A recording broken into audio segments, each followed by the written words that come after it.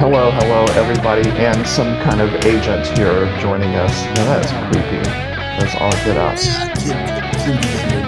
Yes. Well, you saw my prediction on LinkedIn this year. No, my guideline for this year on LinkedIn, which is harm AI. Harm more AI is my objective this year. Harming AI. Harming AI is your objective. Yes. Okay. All right. So that sounds really violent. The AI, you might break its leg or something like that, or hurt its feelings, Does it have legs? I don't know. Sometimes, maybe. Sometimes I don't. Give it legs. We can give it legs. I remember AI struggling with legs in the past, along with fingers. It still does. Okay. All right. Yes. So welcome to IoT Coffee Talk, everyone. yes. It's yet another CES edition, just in case you haven't seen. Clearly, Pete is in a hotel in Las Vegas. It looks That's not a fake background. I didn't use my hotel in Las Vegas background. Yes. Unlike Bill with his fake background in his skyscraper somewhere. Hey, that shit is real. Okay. That's how I'm living. That's how you're living. Yeah. Very minimalist. Yes, that's the look that you normally have in Dripping Springs, Texas. Well, I mean, if you get a place that looks like that, you really can't afford to put furniture in it. Good point. Yeah. Well, in fact, it's a giant screen that is off right now. And when you turn it on, you see all these bubbles with all those IoT information on top of the buildings. That is command control, actually. Command control center. I got you, Bill. I got you. Yeah, I'm exposed now. Exactly. Yeah, you are. Big time. Wow. Yeah. So anyway, it's been a great week this week. So many of our IoT Coffee Talk mates have been in Las Vegas for CES for lots of events, especially Pete's super awesome Edge AI dinner. Wow. Yeah. That was amazing. That was off the That was a lot of charts. fun. Yeah, we did. We had about 10 folks from kind of the analyst community and about 10 folks from the Edge AI kind of technology leadership community. And we had a nice dinner and talked about what's working, what's not working, what should be working. Yeah. And how to work together mostly. So That was good. I like the idea of having prompts that you did. Yes, we had different prompts throughout the evening. I think it's helpful, Yeah, no, it's good. Kind of keeps the conversation going and gives you So this is the signs the machines are taking over. If we are adjusting the way we interact socially to the way we interact with AI. prompts. Yeah, that's right. Well, I didn't mean AI prompts. These were just like a question for the group. Yeah, the reason I'm mentioning that is because when people are going to listen to that and hear prompt, they're going to think AI. That's true. So, Yeah, no, I'm glad I clarified. I meant old school prompt. Exactly. Old school. Not prompt engineering prompt. Not prompt engineering. It's called conversation starters. Yes. Conversation starters. Yeah, that's better. That's better. And then Rob and Rajesh were our sommeliers and provided some good beverages. Yeah, that was nice going back there to their wine cellar, and Pretty comprehensive, huh? it was very comprehensive. It could have gotten really expensive, depending. Yeah, on no, the I think choices. they got some monsters back there. They do have some monsters back there. I'm like, whoa, why don't we steer away from this and kind of, Yes. like As I told Rob, I said, we are a nonprofit, educational nonprofit, so let's not break the bank. But no, it was good. It's good to get everyone together, and I think there was a lot of those conversations this week, where people kind of took stock of what looked different from last year and what the trajectory looks like, right? I think that's what I think this show is good for. It's a good barometer, maybe that's the right term, technology barometer. What's working, what's not working, who's blowing smoke, who's shipping real stuff. Yeah. So what are those three top different from last year? Thanks. From last year. Well, so I'll start, but I think what I heard pretty consistently was, I think that everyone was saying they had much better business conversations this year with projects. And I think that was because of two things. One, the technology is more mature, so it's more capable.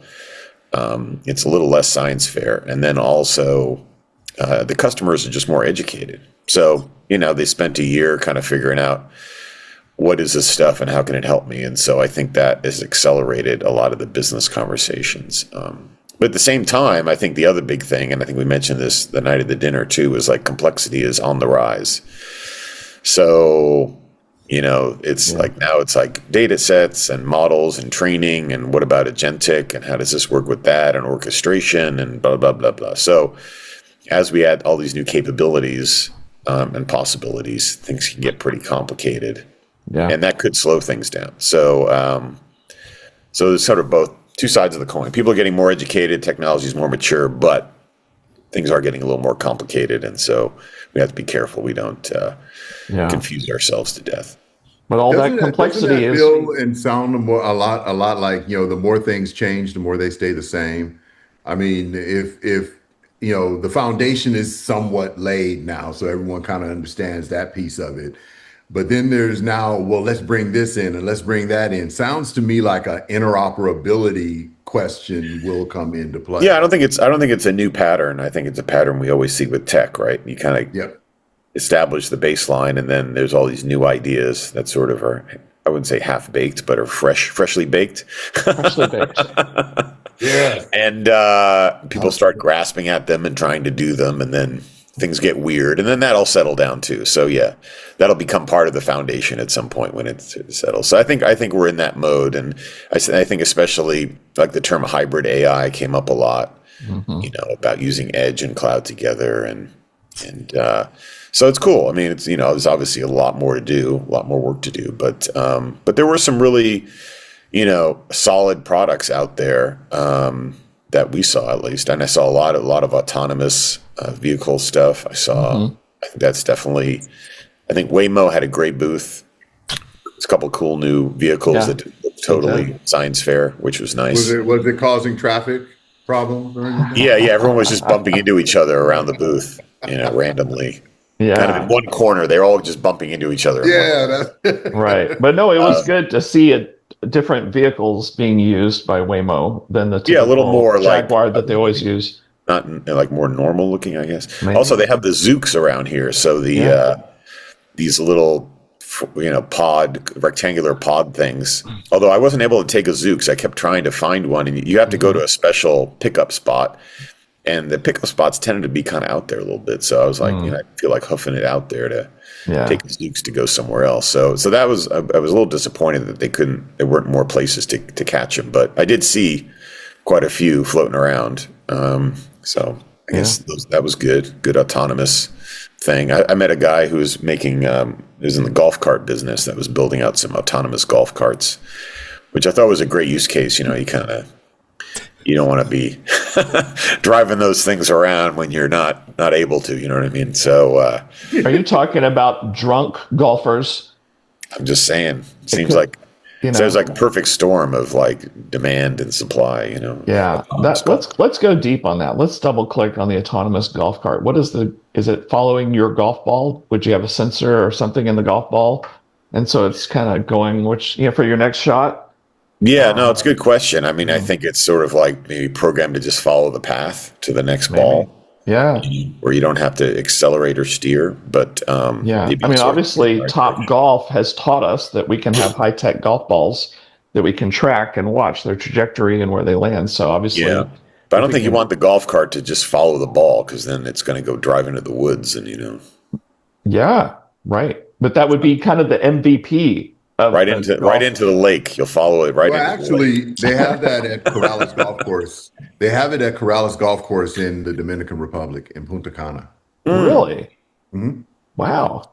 Yeah. And so it literally tracks the path, like on the side. So you're not driving on the grass. You're literally driving. You follow. It follows it's mapped pretty well. Kind of like a big giant Roomba.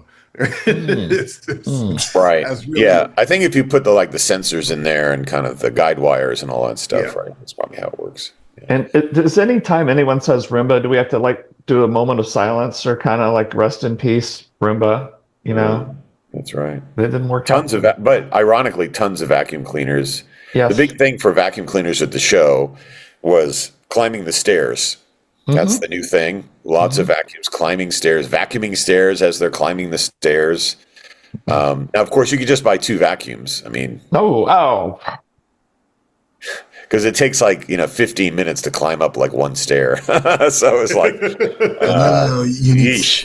Then it runs out of battery like halfway up. You need 3, 1 for each floor and 1 for the stair. 1 for the stair, yeah, maybe. Is anybody on this show old enough to remember the Slinky ads, where the Slinky is going down the stairs and everything? Maybe they should try that. Maybe they should try that. So it looks like we are at the peak of society because we are talking about autonomous golf carts and self-vacuuming homes. So isn't that ironic? It's all about the Jetsons. I mean, the golf cart thing, guys, the golf cart at the beginning is, you just don't want to walk, you want to drive. And the drive thing to drive better for you. Come on. It's supposed to be exercise. Isn't that interesting? The peak of society. Are we at the peak? Yeah. I thought that the peak of human society was 1999, but maybe I'm wrong. In the Matrix, they believe that in the Matrix, and so in the Matrix they recreated 1999. That was the peak of human achievement and everything. Rob, that was a Dimitri usual sarcasm, and not implying we are at the peak of society now. Yeah, no. We might be at the trough. We might be at the trough. Come on. Yeah. You know how happy everybody was in 1999? .com was raging. We were doing cool startups. Money was flowing. You tune into this new channel called CNBC, and they're like, the stock market's just... Right. It's incredible. Pets, Webvan, pets.com. Someone last night was telling me about there's a scene in The Cable Guy with Jim Carrey where he talks about the information superhighway. I think that movie came out around then. And, it's this utopian, he gives this little speech, very Jim Carrey speech about the superhighway as the cable guy. Very utopian thing. He's like, and that was like peak. That was peak internet. And then it was like a highway of misinformation and AI and spam and it all sort of got. We all had such high hopes back then. Yeah. For the future, we were all so wrong. Oh well, Yeah. But the vacuum cleaners are getting there, so that's good. We're gonna be saved by the vacuum cleaners. Oh, the other cool feature I saw that kind of caught my attention, and I don't know why I thought this was cool, but for a lot of the new ovens, there's a camera in there now. So how you used to turn the oven light on and look in there and be like, what's going on? Yeah. So now they have cameras in the oven, so that on your phone you can just see like how your food's doing. Now we're talking about real value. That's awesome. There you go. That's all I needed. I could tell that I've entered a different generational phase of my life because I did go by the Bosch booth and I was just transfixed, like so many people.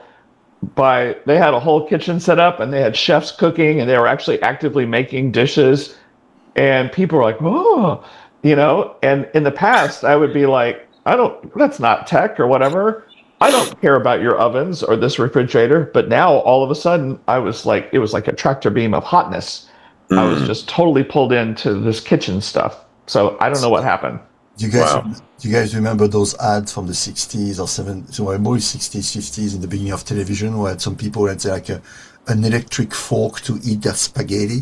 Oh, yeah. That was the vision of the future. So you guys are giving me exactly the same impression.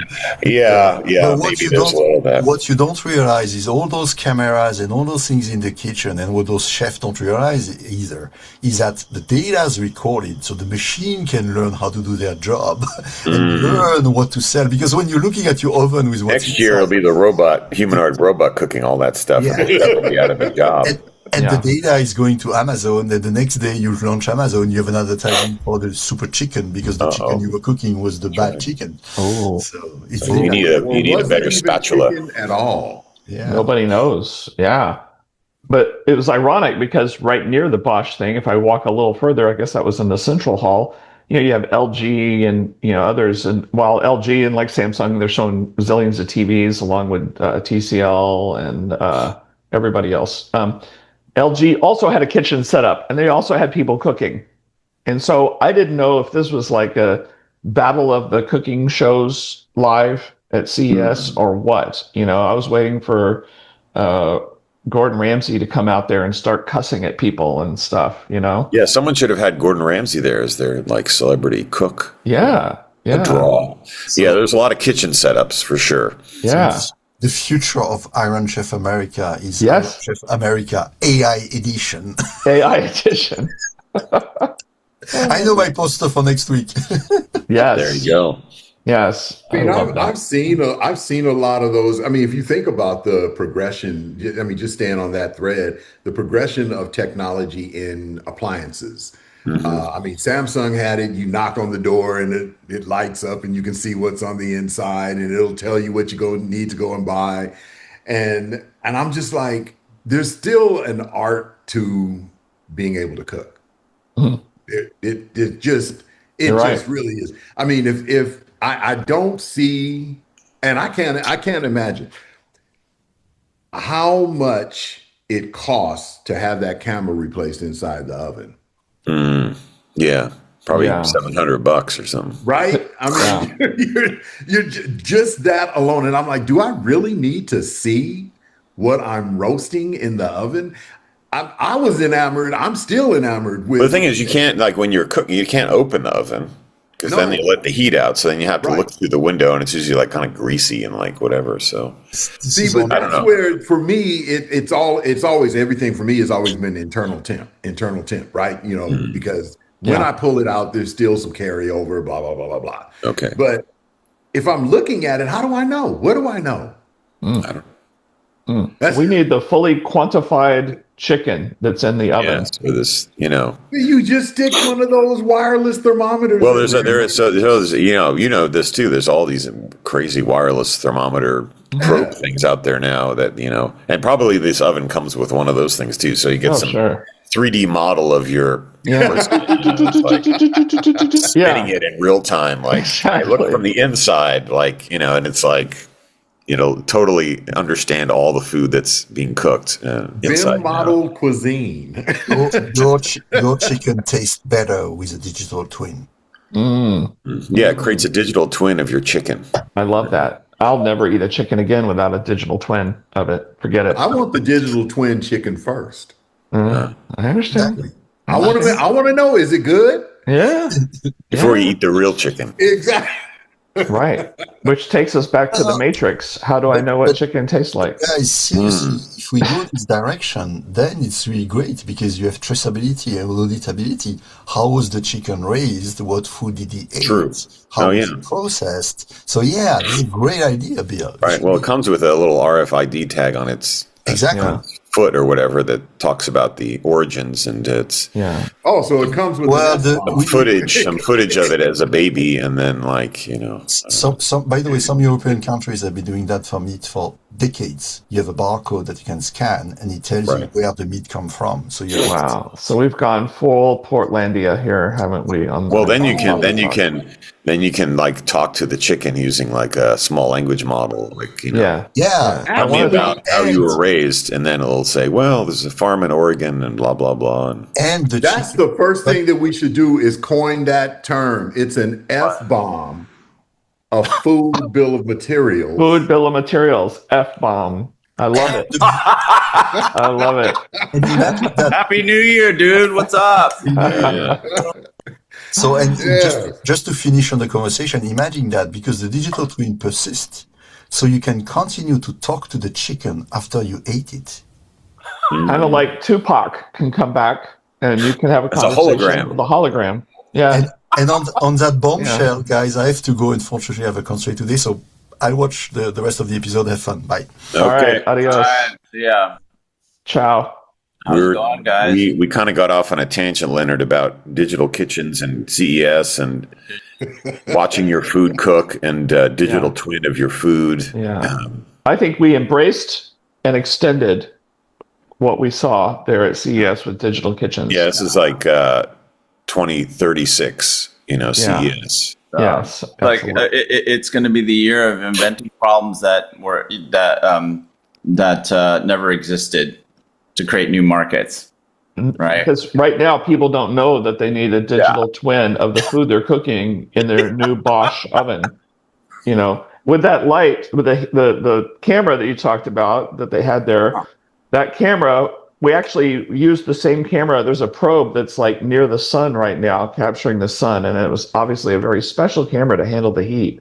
We decided to use that exact same camera for our new In the oven. oven. Yeah, that's why the oven's so expensive. It's a $250,000 oven. Most of that cost is the special camera that can go next to the sun. Signature series, yeah. So this is what it's like tuning into IoT Coffee Talk. Yeah. Well, I mean, it's also the opportunity to redefine things, right? When someone says they're dropping the F-bomb, now we know. Boom. Exactly. It's Put in bill of materials. I love Yeah. it. That'll be our secret code. That's going to be Bill's new safe word or something like that. F-bomb. Oh my God, man. Oh, man. A lot of robots this year. Always. A lot of robots. Lots. Always. And I watched the robot playing ping pong with a person. And because you're always going, is this totally fake? Is this been pre-programmed or whatever? And clearly the ping pong guy, that was real, I saw the other ones kung fu fighting, on a screen. The thing, though, Yeah. the robot wasn't programmed. The person was. Did you notice that?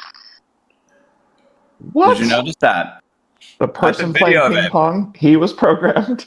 He was programmed and instructed to hit the ping pong ball straight at the robot.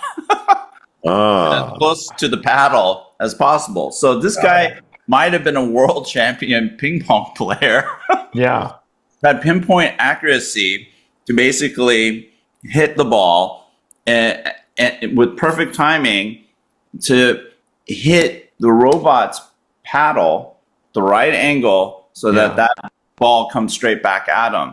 Because what I noticed is when he wasn't able to do that, the robot would miss the return. Yeah. Wow. Did you notice that? These are very controlled.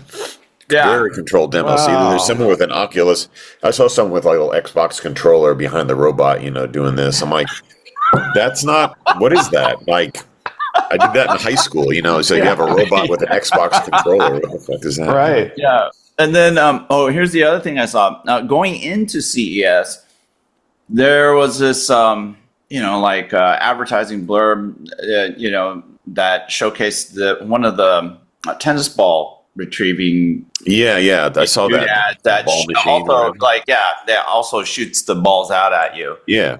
And they made it look like this thing can go around and you can play like Venus Williams or Serena Williams. And this thing could basically catch the ball, anticipate where the ball is going to go, and it's going to catch it. No. So I'm sitting there watching this dude do from the company do the demo, and of course he's just hitting the ball as close as possible to where the robot is, and a few of them are getting in there, and they get one of the guests to come in and give it a try. And this thing is just missing every single time. So, it's kind of a joke. But I don't know, man. I thought it was just really funny. That's how we start, bro. It's baby steps. Their plan is next year, the guy's going to maybe do some more wild shots and hope the robot. But they really need two. You need two tennis robots. You need the ball machine robot, and then you need a Roomba type ball collector robot that kind of pops out and runs around and collects the balls while the machine's shooting it at you. That would make more sense. Why would you have one do both? It doesn't make any sense. Yeah, and that's what I told this one of the companies at Unveil that was doing the. They have a robot that basically it's a practice robot, right? It shoots the balls out. And I asked them, well, how come you don't have a net like these other dudes that, apparently, and this is before I saw the demo of this other company with the combined ball shooting thing and, catcher, right? And he goes, well, we haven't gotten there yet. Well, why don't you get like a Roomba kind of thing, go and collect the balls and dump it into the the Machine. Yeah. machine, and they go, "Wow, that's a good idea."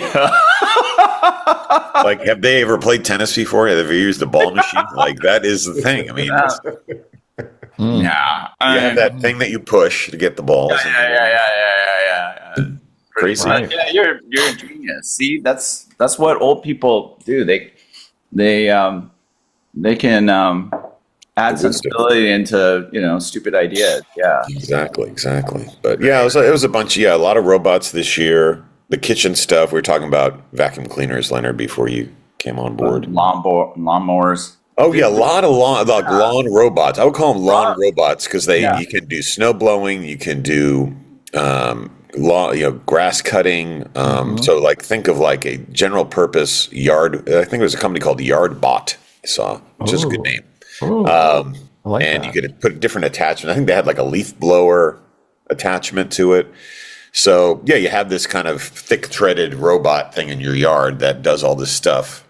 And that kind of made sense. I mean, I don't know how well it actually works, and it doesn't require any, wires in the ground or anything like that. So there was a bunch of those, a lot of them this year. So I don't know, price wise, maybe they'll get a little more affordable, but that seemed to be the new Roomba. That's the new thing, is the Yardbot. Yeah, The Yardbot. I love that. I would have liked that to have that when I was a kid, instead of me being out there all day taking care of. That's right. So you collected $20 from your dad, and then you just send the robot out to do the work. So. But you would not be the guy that you are today if you didn't do that manual labor. That's true. I did a lot of that manual labor, and that's probably one of my first jobs, was mowing people's lawns and weed eating and pulling weeds and all that stuff. Well, now the job will be following around the Yardbot and getting it unstuck from different areas. Yeah. I felt like we were killing it back then. I think I was charging $20 a yard back in the day. Oh, yeah. And on a Saturday, you're just like cranking through them and how many yards can I do today? I'm rich. Yeah. Yeah. All relative. We used to go on paint houses and just do a lot of the house maintenance kind of work. Yeah. And it was fun. It was fun. To build those because you thought you were building a business for yourself. Yeah. Right. Yeah. Right. That was, Exactly. And by the way, speaking of other cool things I saw that I think we'll see more of next year, I saw quite a few people walking around with exoskeletons. They were wearing. I heard that. I didn't see leg braces or something that helped you walk. I don't know how effective they were, but I saw several of people with exoskeleton things on their legs. I love that. I'd like to have that and get put them on my kids, man. That way, when I tell them to get their ass up and go, then they just go. Yeah, so against their will. Yeah, I don't know if it works that way, but that is an interesting use case. I love that. And I get all my kids in the van when I say, when I hit the button, they all just. Yeah. That would actually be a great name for the brand. Get your ass up. That's it, man. Look. I'm telling you, I'm looking at this stuff. I'm like, wow, they've got the wrong use cases they're going. Yeah.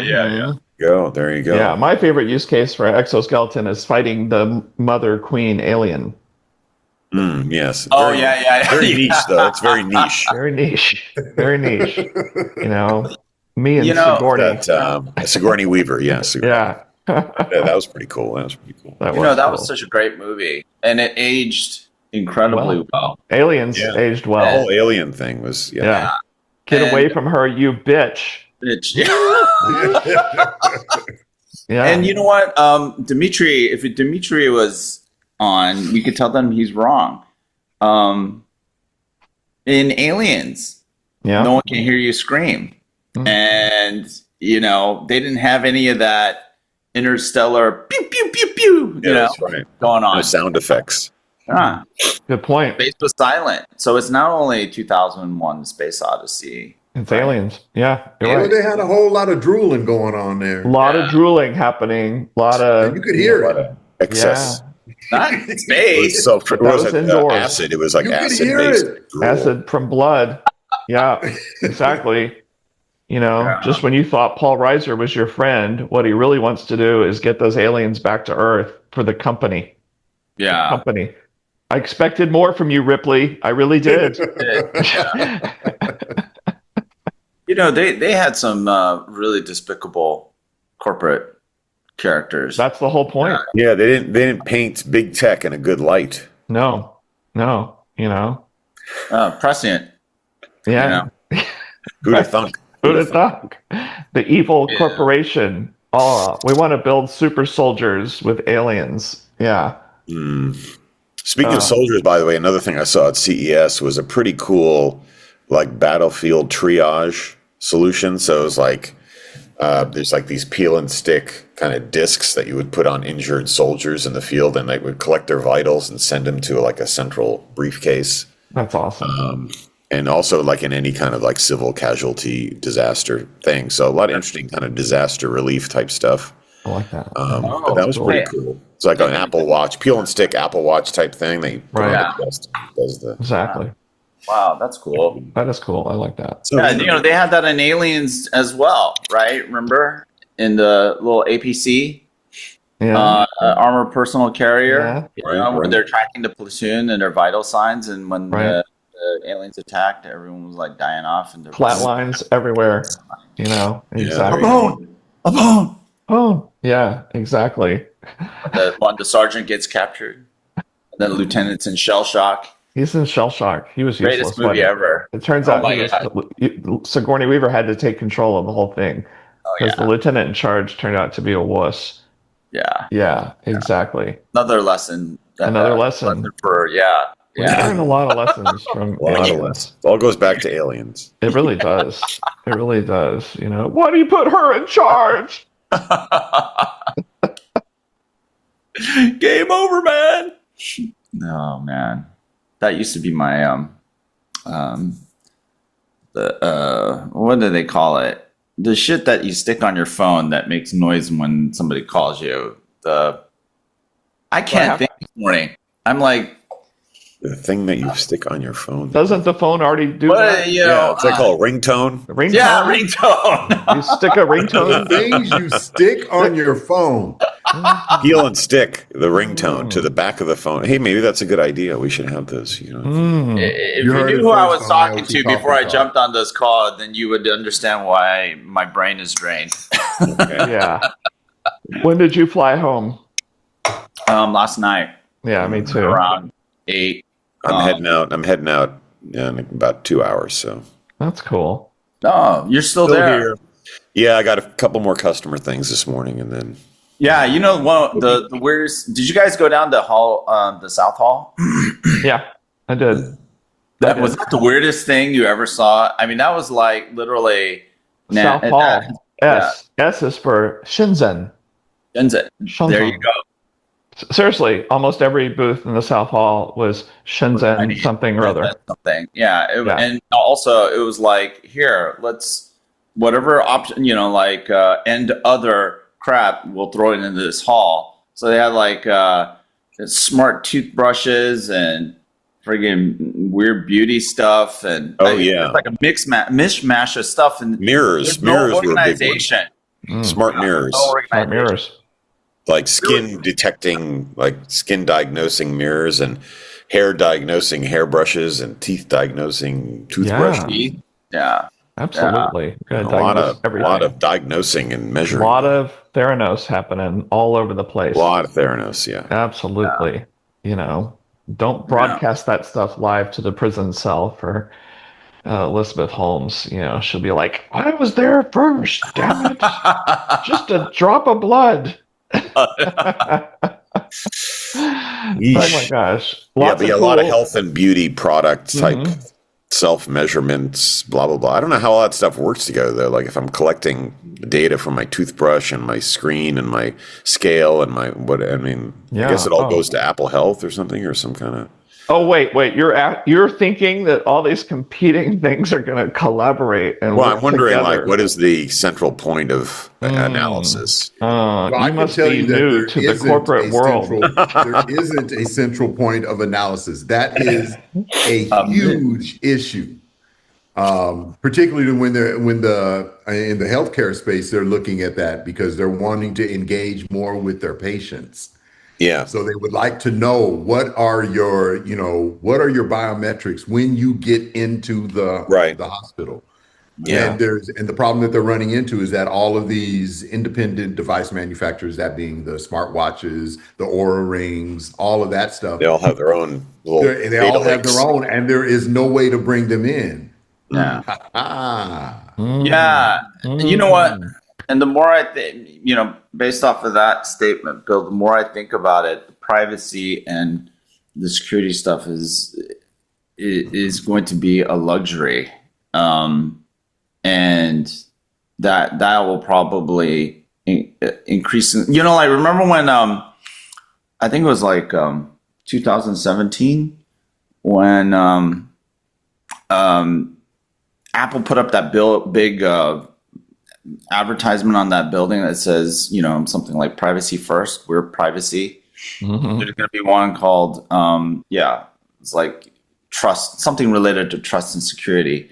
Because, this whole chase, this whole AI race thingy is getting everyone to not give a shit about data privacy or privacy at all, right? Because the whole, the priority is to get that data. Mm. And the best way to get that data is to wear a pendant around you, keep with you at all times that sees everything you see and hears everything you hear. Yeah. Well, actually, 802.15.6 is the standard, or that's the standard that's going to be used for wireless communications, specifically designed for wireless body area networks. Mm. And, WIBOD. And that includes cardiovascular, respiratory, metabolic, biomechanical, and neurological. Okay. Dropped first on IoT Coffee Talk. Yeah. Wow. That is something, I have no problem letting the cat out the bag. That's something that True North is working on for the human digital twin. Mm. Wow. You guys were pioneers in that, I heard. Going way back. Man, you guys are crazy, man. That's awesome, Bill. Now, think about it, right? Look, we're working with health facilities now to do digital twins for the buildings, right? Mm-hmm. So that's all of that space, right? They're looking at, can you tell us where the wheelchairs are? Can you tell us what's happening here? Can you engage our patients as they walk in? And I'm like, naturally, come on. The next thing is to have your patients walk in and for you to already know what their vitals are. That's right. And it's like, now, Leonard, to your point, yes, privacy is a challenge, but there are already standards bodies that are, researching a lot of this. And of course, we're in on it. We're over here, trying to have those conversations. Yeah. Right. But research and conversations, those don't prevent, the potential harm from happening. It's just my point.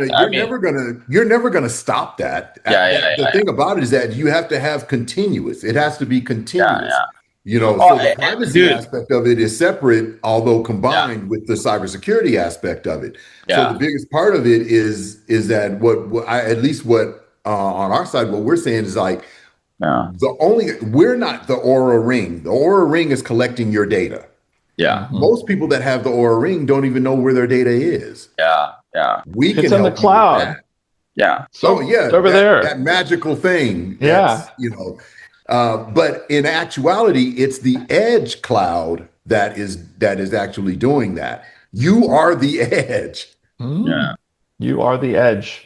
You are the or your phone. Your phone is your phone, your Aura ring, all of those things. Now let's even take it a step further and talk about the clothing. Mm. Smart clothing. Sensors being put into clothing. Yeah, there was a lot of that. Yeah. This year. Right. And so where is that data going? Nobody knows. But the biggest part, and that's why I was alluding to that, Pete, was the interoperability. How do you bring all of that data in? So in this instance, you bring the model to the data, not the data to the model. Yeah. Although I think a lot of these folks are assuming, well, I have my smart clothing, smart mirror, smart hairbrush, whatever, and then I have an app, and then that app is on my phone, and then the data syncs to that, and then that gets pushed into Apple Health or whatever, and then that's it. But as we've learned over the years, this IoT journey that we've been on for 10,000 years, it all initially it goes to the OEM. Separately, no collaboration, no interoperability, nothing, because everyone believes that they're going to win. That's the thing. This whole notion of collaboration, or they see the data as the asset, and so they're like, no, we're not sharing this data because we want to win. Everyone thinks it's a winner take all thing, just like the cloud and everything else. There aren't too many winner take all markets anymore in tech. I mean, it doesn't really work anymore.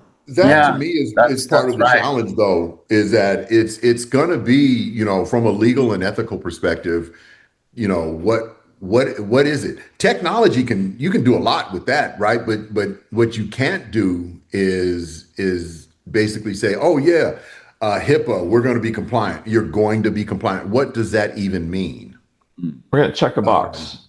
Yeah, exactly. The cost associated with compliance is gonna prevent a lot of these companies from actually delivering on their technology vision. That's why we moved our company headquarters to this remote island in the Pacific Ocean, and we actually formed our own country and everything so that we don't have to abide by all those pesky rules around privacy and all that shit. All that does is slow down innovation. Well, they have, in the electrical world, right? They had the UL certified. Maybe we need a data privacy certified. Yeah, it's like a whole lot of people going, well, we just decided that we're not going to do business in Europe anymore because all those pesky regulations are just making it too hard. So bye.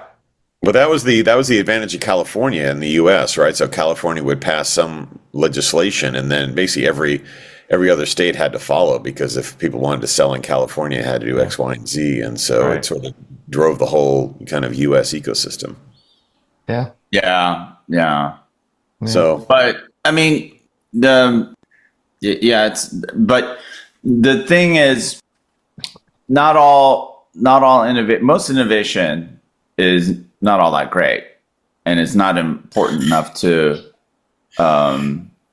basically disregard any kind of protective regulation, right? And I think that's the wrong attitude.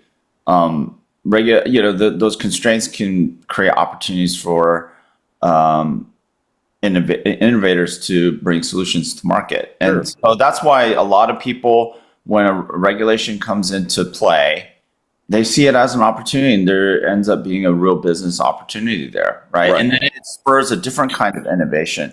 But I think the twisted narrative is that regulation equals the stifling of innovation. Actually, it drives probably a more beneficial category of ultimately broader adoption. Then let me steal all your shit and then put it on the allow it to be put on the dark web, so that we can hydrate a cyber criminal economy, which is exactly what's happening, And so a lot of the irresponsible shit innovation is happening by people. I mean, who gives a shit about going to Mars? Quite honestly, let's go to Mars, man. Get your ass to Mars. Arnold Schwarzenegger, right? Did I get it right? Yes, you did. Total Recall. Exactly. 2 weeks. 2 weeks. I love that movie. Oh my God. Well, so the other thing about the regulatory thing was you're right, it's couched as like, well, regulations equal stifling, but it's also now couched as a geopolitical race, right? So it's like, well, there's a race. The race is on, and so if we have any regulation, we're going to lose the race, to the other whatever. Because there's another entity out there that is not playing ball with those regulations. That's right, and they're not playing by the rules, and so we need to beat them, and so therefore we can't have rules either.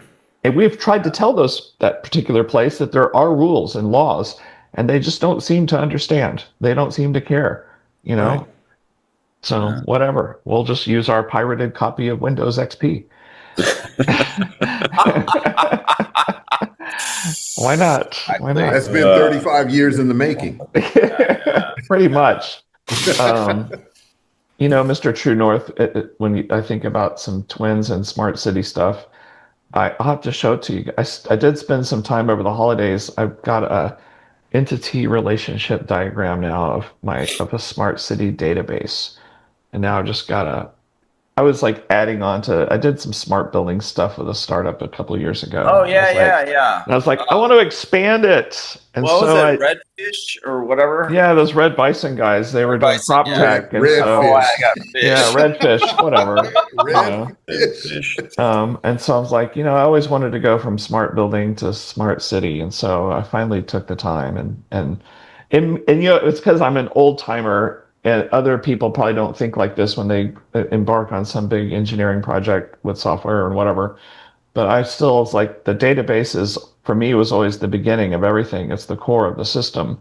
And so, at least in the old days, and I still do it now, so shame on me, I got to design the database first, the data model and everything first, and then everything else is derived from that. And so, the next step would be REST APIs on top of that. And then after that, the user interface and all that shit, right? And so, anyway. No, we should definitely. I mean, hell, you're around. We should talk. I mean, I'd love to show you some of the stuff that we're doing and how we're dealing with a lot of this stuff now. Yeah. I mean, it continues to evolve, and that's I probably, I said it in a post towards the end of the year that. When I say we did these things, it's the collective we. I mean, we have an ecosystem of partners that if they had not gotten behind us and pushed the way that they did, 2026 would not look the way it looks today. And, it's, I think, I think that there's some self-serving type thing that goes with, being a co-founder, founder, business owner, whatever it is that kind of, you want people to think that you guys did this. The ecosystem is what the hell makes us move. Without that ecosystem, we're just a bunch of idea talkers. And it's when they open up those opportunities that we get to truly deliver. That's where we shine, is like all that stuff we were talking about. Let me show you now. That's cool. And I think, and we're students of technology. The way that we do things today is not the exact same way we did them 10 years ago, 5 years ago, 4 years ago. I mean, we change every single year. We're okay. Let's change this. Let's change that. So when you say that you start with, we kind of have share the same thoughts. We start with, our graph database is like where we kind of start. Yeah, and whatever you guys can contribute to the Elevate Communities thing, we got to get real with that shit. You know what I'm saying? Yeah, absolutely. Got to start. I mean, you guys are doing smart cities, but a lot of that stuff can translate into what we can. I made sure, because I was thinking about our nonprofit and our Elevate Communities. I was making sure that it wasn't just city only. It takes care of states and counties and unincorporated areas and rural areas and you can go down a rabbit hole with this whole smart city or smart whatever thing because there's the notion of it's a grouping, right? Country, state, county, city, property, building, floor, space. You can do a lot with that, and then there's things that traverse all that stuff. Streets, water, sewer pipelines, electrical grids, and then rural rivers, lakes, all kinds of stuff. Farming. And it's like, how far do you want to go with that stuff? And so, all of a sudden you're concerning yourself with like polygons in your database to what's the shape of this thing.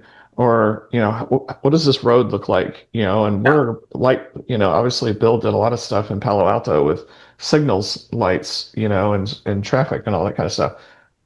it just depends on how far down the rabbit hole you want to go on a city, right? Well, I'll say 100% that, but we literally have a K through 12 and higher ed vertical that we address. We've been working with HBCUs, we've been working with other schools, and it's the weird part about it is that it depends where in the country you are as to whether or not that school district is going to allow certain things. Because if you want to do anything of not only like you can help them in terms of access and training and information and stuff like that, but keeping our kids safe is like number one. But in order to do that, you need as much information and data as possible. And now you got that balancing act of privacy, security, vision, AI, all of that stuff that goes into it. But absolutely, I mean, K through 12 higher ed is a pillar of one of our areas of focus. That's awesome. It's good stuff. Yeah, I mean, part of the effort of Elevate Our Communities, I think we should just really try to focus on what's essential, and then rather than boil the ocean approach, figuring out what's lightweight, essential, and then start building, defining what that blueprint looks like, and then help communities with the scaffolding, right? But they have to be. They have to. But that ends up being all of that. They have to be willing. That's right. That's the bigger hurdle you'll run into. That's a great word, scaffolding. Because when I think about like just building that entity relationship diagram for cities and counties and buildings and properties, that's what that is scaffolding. It's generic on purpose, and then you bring them all to life. This property is actually a campus for an elementary school, and it has several buildings, and it has all these rooms and a cafeteria, and here's the office where you come in, and it has these hallways.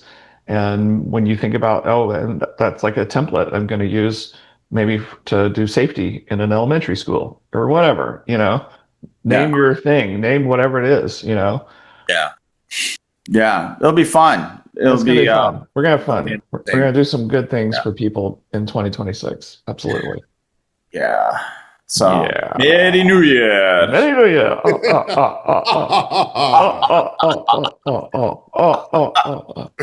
Yes. So hilarious. Okay. Will you be heading to the city of brotherly love? All right. I still love it, when you're in Philly and you're trying to go to a pawn shop and sell your high-end watch, and it's like, but sir, this watch goes down to 3 atmospheres and it's worth this much money in Stad. And it's like, that's great, but in Philadelphia it's worth $50. That's right. Yeah. It can tell time simultaneously in New York, London, and Stad. That was like the first time I ever heard of that place. I didn't even know. We could probably just as easily have a whole show just based on movies and movie lines. Well, you can. The rest of us, we have to be activated. Those parameters have to be activated. You're like good thing is, as we worry about AI taking over what's real and what's not real, luckily we've been pre-trained on that, because those movies are pseudo real to us. Yeah. Why would you have a lightsaber in your house if you didn't think Star Wars was, kind of part of your life, That's true. Yeah, you're a grown-ass man. You're a grown-ass man with a freaking lightsaber, Yeah. Just in case. That's actually a pretty profound statement, dude. Right? It's about meaning and things having meaning. It is about meaning. And it's associated with life and experience, which is what trying to do with, trying to do with world models. And I'll tell you, I had some good conversation about world models. That is going to be the next massive nonsense, confused conversation for 2026.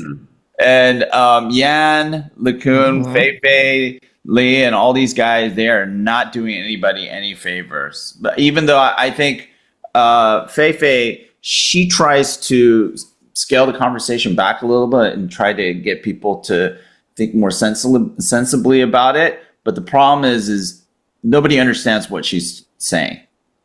They're just looking at like these, like what NVIDIA typically does, these really amazingly animated and flashy computer generated representations, and then they misinterpret what she's actually trying to tell them.